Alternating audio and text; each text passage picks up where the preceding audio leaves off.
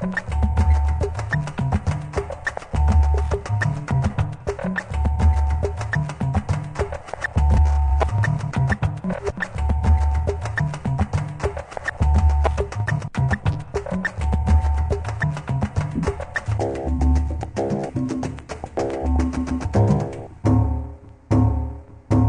Conseil national de la formation professionnelle tout au long de la vie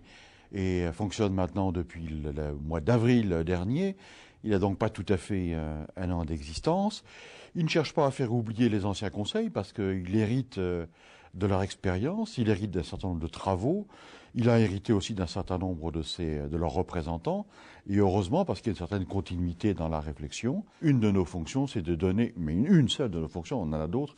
et d'examiner les textes que le gouvernement prépare, projet de loi, projet de décret, et Dieu sait qu'ils ont été nombreux depuis un peu moins d'un an, et le Conseil, par conséquent, a eu ce travail à faire,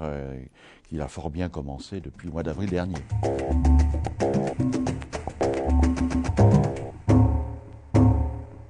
Le Conseil rassemble à cette originalité et cet intérêt de rassembler la totalité des décideurs en matière de formation professionnelle continue. Il y a 62 personnes autour de la table qui sont les représentants de tous les conseils régionaux, donc il y a 26 représentants des conseils régionaux. Il y a tous les partenaires sociaux, il y a tous les ministères intéressés, il y a 10 représentants de l'État. Il y a des représentants des chambres consulaires, la Fédération de la formation professionnelle, des parlementaires, quatre parlementaires et des personnalités qualifiées.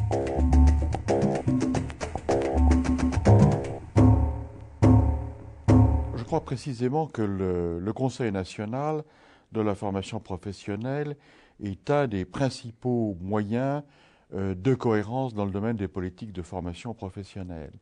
La caractéristique des réformes qui sont intervenues depuis 2 ans, je crois, est que beaucoup plus largement que par le passé, les responsabilités de la conduite de ces politiques a été diffusée au sein des régions, chez les partenaires sociaux. L'État conserve naturellement des responsabilités, mais le système est beaucoup plus dispersé que par le passé. Et la loi n'a pas véritablement mis en place d'instruments ou de pilotage, de cohérence, d'organisation, sauf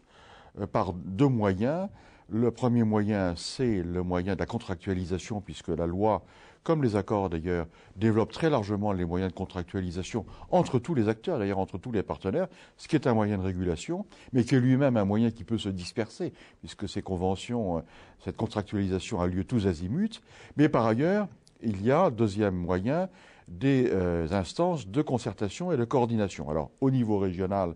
avec les comités de coordination régionaux de l'emploi et de la formation professionnelle, les CCRFP, et au niveau national, le Conseil national de la formation professionnelle tout au long de la vie, qui est donc la seule instance, comme j'indiquais tout à l'heure, qui rassemble l'ensemble des acteurs, qui par conséquent est comptable d'une certaine cohésion, d'un certain langage commun que nous nous efforçons de bâtir au fur et à mesure de nos séances, à travers de toute cette diversité des responsabilités.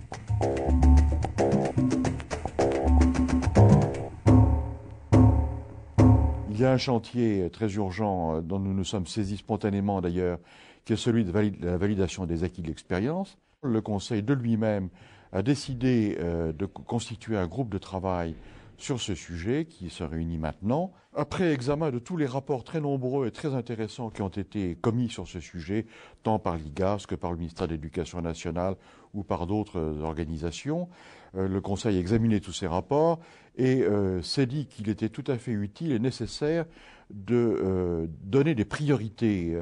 à toutes les observations qui ont été faites par les uns et par les autres et d'essayer d'établir un chemin critique pour le développement de la VAE. Et par conséquent, le groupe de travail qui est en place du Conseil devrait permettre de déboucher sur des recommandations du Conseil au mois de mars, permettant de dire à l'ensemble des acteurs, et d'abord l'État bien entendu, voilà le chemin critique, voilà ce que sont les opérations principales par lesquelles il faut passer pour ce développement de la VAE que tout le monde souhaite.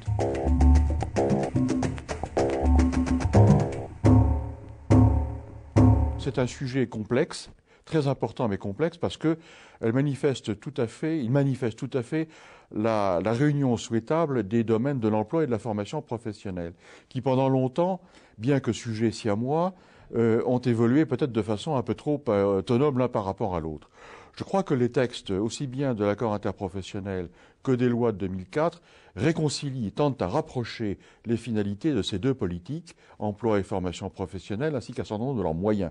On parle de la VAE, par exemple, du DIF, des 3 volets du plan de formation. On voit bien qu'on est là dans un souci de promotion professionnelle, dans un souci de développement de la qualification, dans un souci de maintien ou de développement de l'employabilité des salariés.